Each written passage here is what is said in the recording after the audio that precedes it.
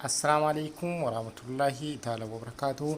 Akkam jirtu ilmaan Oromoo marti keessan nagaa keessanii nageenyi koo kan jaalalaaf kan kabajaa bakka jirtanutti isin akka qabuun jedha.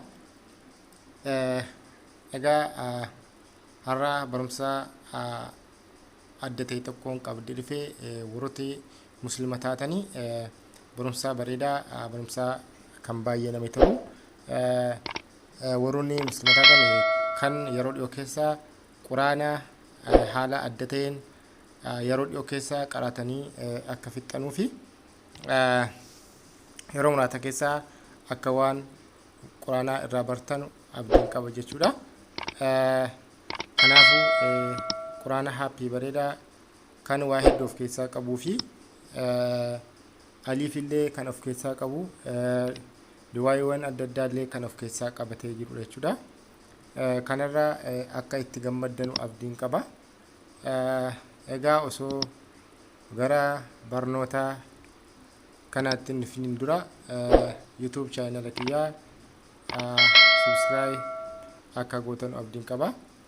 Egaa warroonni subscribe gootanii jirtanis immoo akka share like gootanu akka isinitti tolu abdiin qaba. Egaa warroonni godhin akka YouTube channel kiyya kana subscribe share like gootanii egaa maatii YouTube channel kana akka taatan abdiin qaba.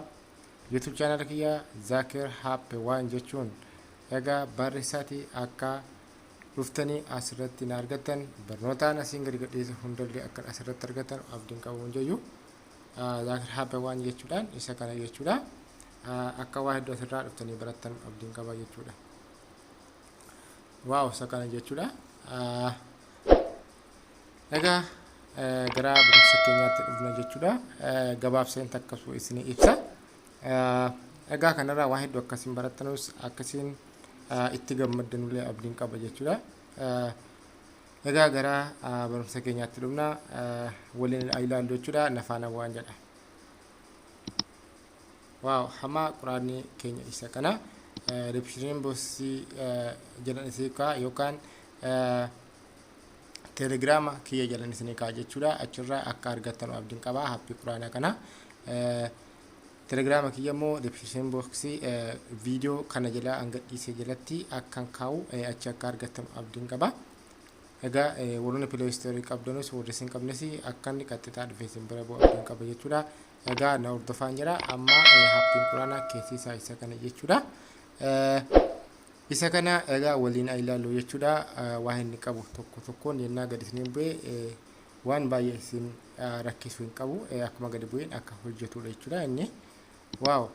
Egaa quraanni isa kana jechuudha. Isa jalqaba yoo gattuine amma quraana kana beeksisa dhiifamaa wajjin amma quraana kana gadi tuina quraana kana gadi tuine isa jalqabaa kana fudhanne jechuudha.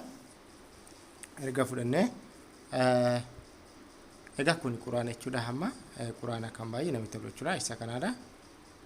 Quraana warroonni qaruu barbaadanii akkasitti isinii baasee hanga dhumaatti kan isiniif qayyaru jijjiiru jechuudha.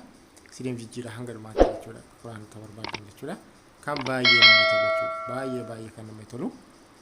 Egaa inni dhumaa inni lammataa asirraa hammas aliif ni qaba jechuudha. Kunoon mallattoo aliif kun asirra jira. Isa kana gattuina bakka aliif ba taasa jedhu kana qubaan gattattu jechuudha. Bakkuma akkuma isin qubaa gattattanii isinii waame jechuudha.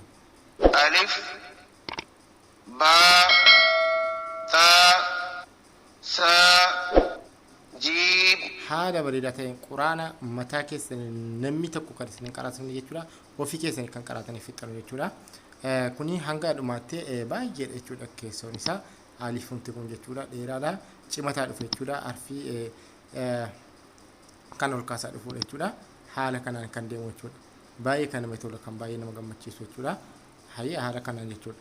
alif lam mim Arfii isaa kan ol kaasaa deemu jechuudha.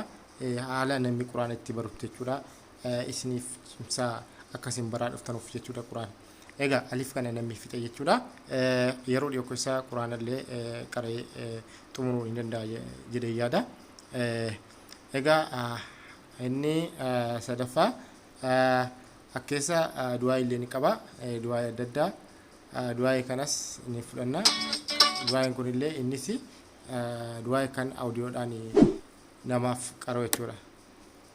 Kanarraa isas gadatuina. ربنا تقبل منا إنك أنت السميع العليم.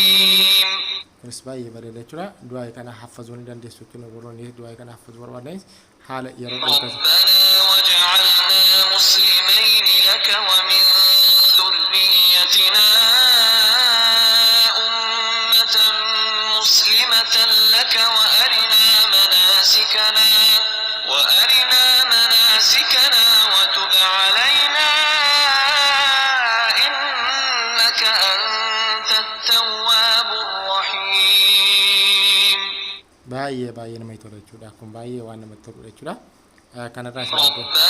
Kanarraa isa waan baay'ee akkasiin hubattan abdiin qaba jechuudha. Inni itti aanu hammasi qiblaa sirraa waliin jedhu jechuudha. Qiblaan kun isa kana jechuudha. Gaxxoyna waggaa gana itooyne lookeshinii keenya nu gaafata jechuudha. Lookeshinii ni banne jechuudha. Yennaa akkas banne achi kana boodatti ni deebine jechuudha. Boodatti deebina amma qiblaan agarsiisee jira jechuudha. Haala feetaniin bakka feetan yoo geessitan jechuudha. Bakka barbaadan yoo geessanii qiblaan kun mallattoo kaabaa sana jechuudha. Karaa qiblaati jechuudha. Haala kanaan naannoo hin beekne yoo dhaqanii kana bantanii lafa buuftanii salaatuu ni dandeessan jechuudha. Osoo nama tokko illee hin gaafatin kan baay'ee namatti tolu qiblaan kun of keessaa qabatee jira jechuudha. Egaa audioos illee ni qaba of keessaa jechuudha. Audioos jechuudha qaraatii illee ni qaba. Sheeka barbaadan akka keessaa filattanii jechuudha. Akka inni isin qara'u daawunloodii gootattanii asirraa jechuudha. Daawunloodii barbaada garuu inni baay'ee bareedaa innis jechuudha. Asirraa haala inni qara'u inni gootanii daawunloodii gochuu barbaada garuu inni jechuudha. Inni maaliif yeroo waan namatti fudhatuuf jechuudha. Kanaafuu baay'ee bareedaa natti fakkaata. Egaa kanarraa waan hedduu akka hubattan abdiin qaba. Barumsa gaarii isiniif haa ta'u akka irraa qaraatanii akka irraa waan hedduu hubattanu haappiin kun haappii bareedaadha. Akkasiin buufattanus itti fayyadamtanis abdiin qaba. Egaa jiraadhaan jedha galatoomaa bakka jirtanitti nageenya kootiif jaalallee bakka jirtanitti isin akka qabu jedha. Hanga barumsa biraatii walitti dhufnutti egaa galatoomaa isin jedha. Share, like, subscribe akka gootanii hordofan maatii YouTube channel kana akka taatan abdiin qaba jechuudha. Ilmaan Oromoo keessan.